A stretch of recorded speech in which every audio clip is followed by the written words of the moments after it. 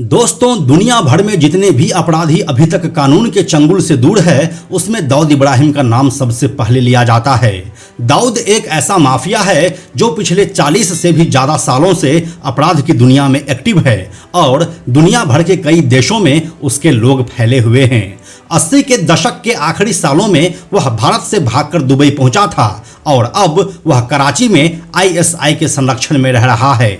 वैसे तो दाऊद भारत का सबसे बड़ा दुश्मन है, लेकिन साल 2003 में जब अमेरिका ने उसे ग्लोबल आतंकवादी घोषित किया था, तब जाकर पूरी दुनिया दाऊद के नाम से परिचित हुआ था। अब यह आश्चर्य की ही बात है कि एक ग्लोबल आतंकवादी आखिर कहां और किसके संरक्षण में छिपा हुआ है, जो आज तक उसका सुराग किसी को नहीं मिल सका है। क्या भारत ने कभी दाऊद को पकड़ने की कोशिश नहीं की? तो ऐसा है कि एक बार साल 2005 में दाऊद को पकड़ने की तो छोड़िए, उसे मारने तक का प्लान बन चुका था। इस पूरे ऑपरेशन को नेशनल सिक्योरिटी एडवाइजर और भारत का जेम्स बॉन्ड कहे जाने वाले अजीत डोभाल लीड कर रहे थे। लेकिन तभी मुंबई पुलिस की दाऊद के लिए वफादारी सामने आई और यह प्लान फेल हो गया। आखिर क्या है वो कहानी और मुंबई पुलिस ने कैसे भारत के सबसे बड़े दुश्मन को बचाया था, आइए आपको बताते हैं आज के इस वीडियो में सब कुछ पूरे विस्तार से। हेलो एंड नमस्कार, मेरा नाम है प्रशांत और आप देख रहे हैं बेजोड़जोरा.com का यूट्यूब चैनल। दोस्तों, मुंबई अंडरवर्ल्ड से जुड़ी जो कहानी हम आपको आज सुनाने जा रहे हैं वह कहीं पर भी ऑफिशियल रूप से उपलब्ध नहीं है, लेकिन इस ऑपरेशन के बाद जो भी कुछ घटनाक्रम हुए, इससे यह बात साफ हो गया था कि इस ऑपरेशन को अंजाम दिया जाना था, क्योंकि इस तरह के ऑपरेशन को कोई भी देश डॉक्यूमेंटेड नहीं करता है। इसलिए यह भी एक अलिखित किस्सा बनकर ही रह गया। यह पूरी कहानी शुरू होती है साल 2005 से। भारत के इंटेलिजेंस एजेंसी को खबर मिली कि दाऊद अपनी बेटी माहरूख की शादी पाकिस्तानी क्रिकेटर जावेद मियांदाद के बेटे जुनैद से करवा रहा है। यह बात भी कंफर्म हुई कि यह शादी 9 जुलाई 2005 को मक्का में होगा, जबकि रिसेप्शन 24 जुलाई को दुबई के ग्रैंड हयात होटल में किया जाएगा। इस बात की पूरी संभावना थी कि इस फंक्शन में दाऊद समेत अंडरवर्ल्ड के कई लोग आने वाले हैं। जैसे ही यह पूरा शेड्यूल कंफर्म हुआ, वैसे ही भारत की इंटेलिजेंस एजेंसी इसके ऊपर काम करने लगी। प्लान यह था कि अगर दाऊद को वहां से गिरफ्तार करने की कोशिश की गई तो कभी भी कामयाबी नहीं मिल पाएगी, इसलिए मौका मिलते ही वहीं पर उसका खेल खल्लास कर दिया जाएगा। लेकिन इसके लिए भारत की सरकार कोई रिस्क नहीं लेना चाहती थी, क्योंकि भारत सरकार चाहती थी कि यह प्लानिंग के सक्सेस या फेल होने के बाद भारत का कहीं भी नाम सामने नहीं आना चाहिए। इसलिए वह अपना एजेंट या कमांडो नहीं भेजना चाहते थे, क्योंकि कथित तौर पर इस पूरे ऑपरेशन की जिम्मेदारी अजीत डोभाल की थी। इसलिए उन्होंने अपना दिमाग लगाया। उन्होंने सोचा कि क्यों ना इस काम को उसे सौंपा जाए जिसे दाऊद की तलाश भारत सरकार से भी ज्यादा है, और ये था छोटा राजन का गैंग। साल 1993 में हुए मुंबई ब्लास्ट के बाद अंडरवर्ल्ड कई हिस्सों में बंट गया। इसमें जो सबसे ज्यादा महत्वपूर्ण था वो था डी कंपनी, यानी कि दाऊद इब्राहिम का गैंग, और उसी से अलग हुआ छोटा राजन का गैंग। दोनों एक दूसरे से अलग होने के साथ ही एक दूसरे के जानी दुश्मन बन चुके थे। कुछ ही सालों के बाद साल 2000 में छोटा राजन के ऊपर बैंकॉक में दाऊद ने अटैक भी करवाया, लेकिन वह बच निकला। इसलिए राजन गैंग के अंदर भी बदले की भावना हिचकोले मार रही थी। इसी राजन गैंग के दो शूटर थे, फरीद तानशाह और विकी मल्होत्रा।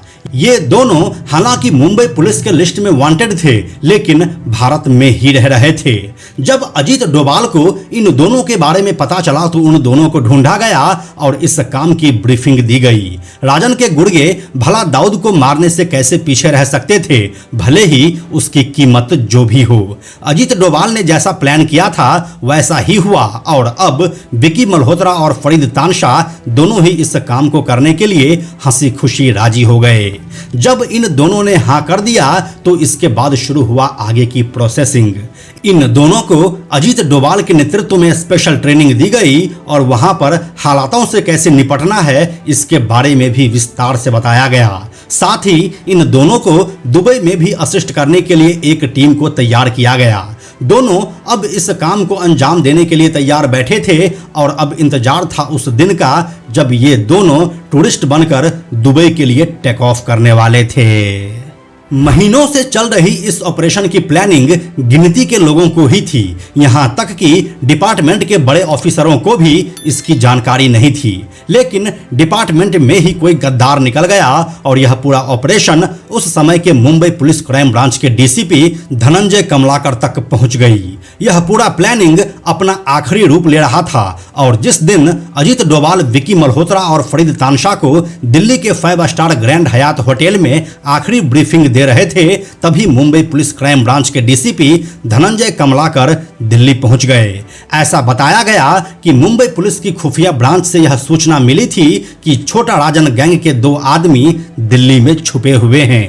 एक्चुअली डीसीपी धनंजय कमलाकर को यह भनक लग गई थी कि दिल्ली में दाऊद को लेकर कुछ खिचड़ी पक रही है और शायद उसके खात्मे की तैयारी भी चल रही है, जिसके बाद डीसीपी धनंजय कमलाकर ने दिल्ली पुलिस के एक एसीपी की मदद से विक्की और फरीद का ठिकाना ढूंढ निकाला और फिर उसने ग्रैंड हयात होटल पहुंचकर विक्की मल्होत्रा और फरीद तानशाह दोनों की गिरफ्तारी का दावा ठोंक दिया। ऐसा बताया जाता है कि दिल्ली पुलिस के उस एसीपी ने दिल्ली के एक अखबार को भी इस बात की खबर कर दी, जिसके बाद उस अखबार के फोटोग्राफर और पत्रकार भी हयात पहुंच गए। एक्चुअली ये सब दाऊद का सिंडिकेट था जो उसके खिलाए नमक का कर्ज अदा कर रहा था।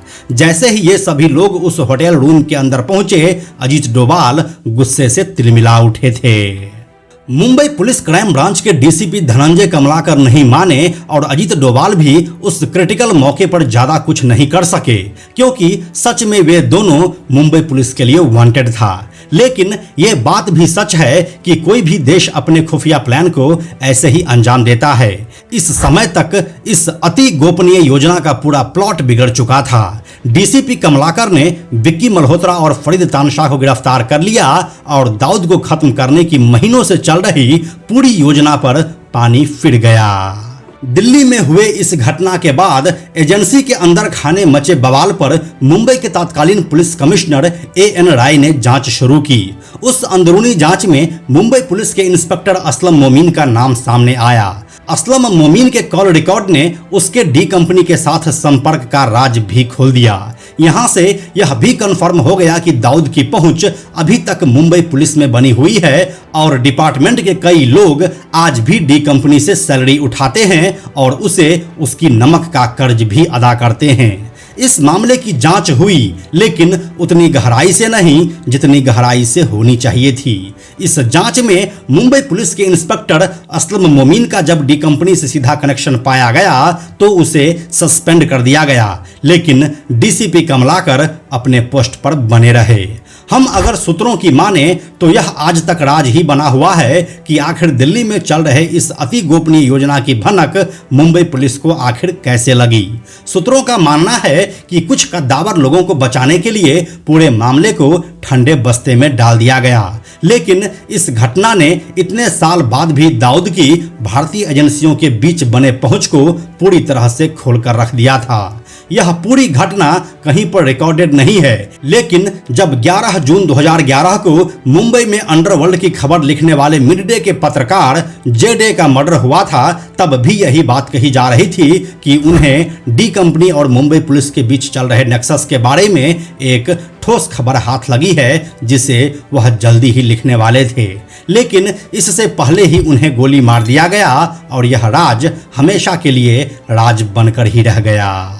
तो यही थी उस प्लानिंग की पूरी कहानी जिससे शायद दाऊद को खत्म किया जा सकता था। वैसे मुंबई पुलिस और अंडरवर्ल्ड के रिश्तों की भी एक काली सच्चाई है। अगर आप उस कहानी को भी देखना चाहते हैं तो हमें कमेंट में लिखकर जरूर बताइए, हम आपके लिए वो कहानी भी लेकर आएंगे। बाकी इस पूरे वीडियो के बारे में आप क्या सोचते हैं हमें जरूर बताइए। हम जल्दी मिलते हैं आपसे एक नए वीडियो के साथ। अंत में एक और ज़रूरी बात, हमने बेजोड़ जोड़ा का एक टेलीग्राम चैनल भी बनाया है जहां आपको हमारे सारे वीडियोस के लिंक सबसे पहले मिल जाएंगे। इसलिए आप लोग टेलीग्राम पर भी हमसे जुड़ें। टेलीग्राम पर हमसे जुड़ने के लिए सिंपली आप टेलीग्राम ऐप के सर्च में जाकर बेजोड़ जोड़ा लिखिए और चैनल पर जाकर ज्वाइन बटन क्लिक कर दीजिए, आप हमसे जुड़ जाएंगे। यह वीडियो अगर आपको पसंद आया तो इसे लाइक और शेयर जरूर करें। आने वाले वीडियोज़ के लिए बेजोड़ जोड़ा को सब्सक्राइब करके बेल आइकन को टच करना ना भूलें। Thank you so much.